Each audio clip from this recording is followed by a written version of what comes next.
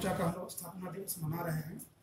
आप सभी लोग को मालूम है कि स्थापना दिवस में हजारों हजार लोग हम लोग इकट्ठा होते हैं और नए सिरे से हम लोग आंदोलन का हम लोग संबोधन करते हैं, क्योंकि इस बार महामारी के चलते सादगी से हम लोग स्थापना दिवस मना रहे हैं। और हम लोगों ने जो संघर्ष करके विस्थापितों का अधिकार को लेकर के जो हम लोगों ने प्राप्त किया है उसको लेकर के हम लोग आज के दिन में हम लोग समीक्षा करते हैं। और विस्थापितों के अधिकार के लिए जितने भी तरह का कानून नियम बना है इस देश में, इस राज्य के अंदर में, सही मायने में उस नियम और कानून के तहत विस्थापितों को अधिकार दिया जा रहा है कि नहीं दिया जा रहा है, आज सही में एक गंभीर एक सवाल है।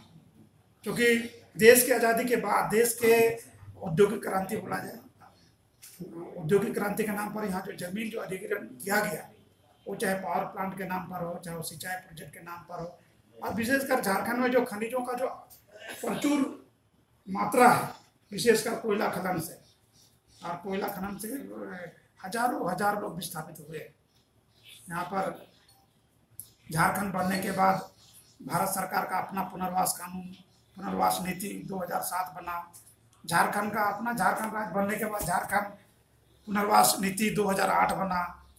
और देश के अंदर में बहुत संघर्ष के बाद, किसानों के द्वारा, विस्थापित भूस्वामियों के बाद, संघर्ष के बाद, विस्थापित जैसे जन संगठन के संघर्ष के बदौलत यहाँ पर 2013 में एक पूरी तो नहीं कहा जाएगा, लेकिन बहुत सारा अधिकार 2013 के कानून के तहत रैयतों को, विस्थापितों को देने का प्रावधान किया गया है। लेकिन उस कानून को ठीक से लागू करने की बात ना केंद्र सरकार उसके प्रति कभी गंभीर रहा और ना ही राज्य सरकार, जिसके कारण आज भी विस्थापितों का समस्या जहां है वहीं पर पड़ा हुआ है। झारखंड में सत्ता का परिवर्तन हुआ है और झारखंड आंदोलनकारी के पुत्र हेमंत सोरेन जी इस राज्य के मुख्यमंत्री बने हैं। झारखंड की तमाम जनता, विशेषकर विस्थापितों को भी बहुत भरोसा है हेमंत सोरेन जी पर। और हम लोगों ने कहा है कि रघुवर दास जी, जो पिछला सरकार ने जो भूमि अधिग्रहण कानून में जो संशोधन किया था, हम लोगों ने, हेमंत जी भी कहे हैं और हम लोग का भी मांग है कि उसको अविलंब निरस्त किया जाए। और विस्थापितों के अधिकार को लेकर के विस्थापन अधिकार आयोग गठन करने की मांग हमारी रही है और हमारी सरकार हेमंत सोरेन जी ने भी उसको एक्सेप्ट किया है और गंभीर भी है इसके प्रति। और आज की स्थापना दिवस के अवसर पर हम लोग उनको याद भी करा रहे हैं कि विस्थापितों का अधिकार देने को लेकर के जो आयोग गठन करने का जो मामला विचाराधीन है, उसको अविलंब उसको गठन किया जाए। और झारखंड के अंदर में कोरोना के काल में हम लोग देख रहे हैं, सभी क्षेत्रों में, सभी खदानों में, सभी परियोजनाओं में प्रबंधन और रैयतों, विस्थापितों सब टकराव का स्थिति उत्पन्न हो गया है। बगल में पतरातू में देख रहे हैं, लोग 5 दिन से वहाँ भूख हड़ताल किए हुए हैं। आप लोगों ने टंडवा बारवाडी रेल में वहाँ के टाना भगत लोग अपना जमीन के अधिकार को लेकर उन लोगों ने रेल को रोक दिया। आप लोग देख रहे हैं एनटीपीसी में अभी वहाँ आंदोलन, सत्याग्रह आंदोलन चल रहा है। और सीसीएल की विभिन्न परियोजना में, इधर तापी में, परेज में, इधर रजरप्पा में, धवैया में, चारों तरफ प्रबंधन और रैयतों के बीच में तनाव का स्थिति उत्पन्न हुआ है, तनाव का स्थिति उत्पन्न हो गया है। हम लोगों ने सरकार से, हम लोगों ने हेमंत जी से भी आग्रह किया कि इस पर अविलंब हस्तक्षेप करने की आवश्यकता है और हस्तक्षेप करके जो 2013 जो कानून बना है उसके हिसाब से स्टेट लेवल में मॉनिटरिंग हो, निगरानी हो, अनुसंधान हो और एक के हिसाब से सही में किसानों को, विस्थापितों को, रैयतों को अधिकार दिया जा रहा है कि नहीं दिया जा रहा है। जब ये कानून में स्पष्ट हो गया है कि जमीन वर्तमान बाजार दर से देना है, उसका 4 गुना जो भी है, सरकार ने जो तय किया उस रेट के हिसाब से, कोई पब्लिक डिमांड नहीं, सरकार ने जो फिक्स किया है उसका 4 गुना के हिसाब से कंसेशन देना है। जिनको भी स्थापित किया जाएगा उसको जमीन दिया जाएगा, जमीन का पट्टा दिया जाएगा एससी और जीएम के सिग्नेचर से। वो अभी तक लागू नहीं किया है, वो लागू किया जाए। जमीन जो विस्थापित हो गए घर द्वार से, उनको पक्का घर बना के उनको देना है और उसका मियाँ बीवी के नाम से आवंटन लेटर बना करके देना है। उसमें एक तरफ सीओ या एसी साइन करेंगे, दूसरी तरफ पीओ या जीएम साइन करेंगे। अभी तक वो इम्प्लीमेंट नहीं हो रहा है। और सबसे जो विवाद का जो कारण है, लोकतांत्रिक देश में हम लोग रहते हैं, एक धारा 45 में लिखा हुआ है कि प्रोजेक्ट स्तर पर डीसी के अध्यक्षता में कमेटी बनेगा, विस्थापित लोग रहेंगे, प्रबंधन के लोग रहेंगे और सरकार का प्रतिनिधि रहेगा। उसका चेयरमैन डीसी होंगे या डीसी के द्वारा अधिकृत कोई भी पदाधिकारी, अंचलाधिकारी हो, प्रखंड विकास पदाधिकारी हो, चाहे एसी हो।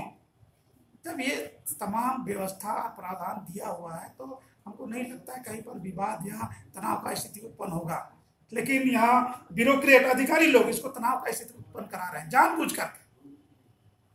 तो आज हम लोग सरकार से, कंपनी जितना कोल इंडिया प्रबंधन और बीसीसीएल ने एक स्कीम लॉन्च किया है, कोई नया स्कीम नहीं है, लेकिन उस स्कीम के आड़ में अगर गलत मानसिकता अगर कोल इंडिया का है, कोल इंडिया में 2012 का जो उनका जो पुनर्वास नीति है उसमें 2 एकड़ में 1 नौकरी देने का प्रावधान है नया एक्ट में। और कोल इंडिया का पॉलिसी में भी नौकरी के एवज में पहले 10 लाख देने का प्रावधान था। कोल इंडिया ने उसको महीना में किस्तों में 30,000 रुपये, जो भूस्वामी है जिनका जमीन है, मतलब 150 एकड़ डिसमिल के हिसाब से 30,000 रुपया प्रति माह उसको दिया जाएगा। जो लैंड लॉर्ड होगा, लैंड लूजर होगा जिसको कहते हैं, और जो भूमिहीन होगा, लैंडलेस जिसको बोलते हैं, उसको 2,000 रुपये प्रति माह देने का स्कीम का ऐलान किया है। नौकरी और स्कीम दोनों अगर साथ साथ चलेगा तो हम लोग स्वागत करेंगे। लेकिन अगर नौकरी को बंद करके खाली स्कीम का बात होगा तो यहाँ का भूस्वामी, रैयत, विस्थापित 1 इंच जमीन देने के लिए तैयार नहीं होगा। इसीलिए हम लोग सरकार से मांग करते हैं कि 2013 के हिसाब से जमीन के बदले जमीन देने का प्रावधान किया गया, उसको लागू किया जाए। और जो जमीन वर्षों पहले लिया गया उसमें स्पष्ट लिखा है धारा 101 में कि जिस जमीन का अधिग्रहण हो गया 5 साल के अंदर में अगर उसका उपयोग जिस उद्देश्य के लिए जमीन का अधिग्रहण किया गया उसका अगर उपयोग नहीं किया गया है तो जमीन रिटर्न रैयतों को कर दिया जाएगा। हम लोग सरकार से करते हैं उसको इम्प्लीमेंट किया जाए, उसको लागू किया जाए। और जमीन का कंपनसेशन ओल्ड इक्विजिशन में, यहाँ सीबी एक्ट में लोग 57 का एक्ट है, 60 में, 65 में, 63 में जमीन का एक्विजिशन हुआ, अवार्ड नहीं बना। राजरप्पा में 66 में लिया हुआ था, वही प्रोजेक्ट में 66 में जमीन का एक्विजिशन है, वहाँ का अवार्ड नहीं बना है। ऐसा सभी परियोजनाओं में मामला है कि जमीन लिया गया 64 में, कुंडी में भी वही वाले 114 एकड़ जमीन का अवार्ड बना ही नहीं। आज एक बहुत बड़ा सवाल अभी कंफ्यूजन लोग पैदा कर रहे हैं। हम आप लोग के माध्यम से सरकार तक और कंपनी को हम कहना चाहते हैं, गैर मजरूआ जमीन को लेकर, सरकारी जमीन को लेकर, सरकारी जमीन का कंपनसेशन कंपनी ने दिया ही नहीं आजादी से लेकर अभी तक। सरकार हम लोग से टैक्स लेती है, हम लोग रॉयल्टी देते हैं, मालगुजारी देते हैं, हर चीज का, लेकिन जमीन का सरकार का के पास कोई हिसाब किताब नहीं है। बहुत ही चिंता का विषय है। और उसमें कंफ्यूजन लोग, सरकार का स्पष्ट नियम बना हुआ है, जो जमीन सरकार, जब जमींदारी वेस्ट हो गया तो सरकार जमीन का मालिक हो गया। सरकार ने जब रैयत के नाम से जमीन का बंदोबस्ती कर दिया, सेटलमेंट कर दिया, तो जमीन का कंपनसेशन और नौकरी का हकदार रैयत है, वो जमीन का मालिक है। सरकार, बाकी जमीन का मालिक सरकार है, सरकार के पास जमा करे। सरकारी जमीन का भी पैसा लोगों ने नहीं दिया, ना ही रैयत जिनके नाम से सरकार बंदोबस्त किया है उसको कंपनसेशन लोगों ने दिया है। उसको भ्रम का स्थिति लोग पैदा करके लोगों को, विस्थापितों को कंपनसेशन से वंचित करने की तरह से साजिश चल रही है। इसलिए हम राज्य सरकार से भी कहना चाहेंगे और कोल इंडिया प्रबंधन से भी कहना चाहेंगे कि सरकार का जो गाइडलाइन है उसके हिसाब से लोगों को हक और अधिकार, गैर जमीन का, गवर्नमेंट लैंड का, जो सेटल लैंड है उसका कंपनसेशन रैयतों को दिया जाए। कोल इंडिया के लिए भारत सरकार कोयला मंत्रालय, क्योंकि कोल इंडिया कोई प्राइवेट कंपनी नहीं है, भारत सरकार का एक उपक्रम है और कोयला मंत्रालय के अधीन पर वो है।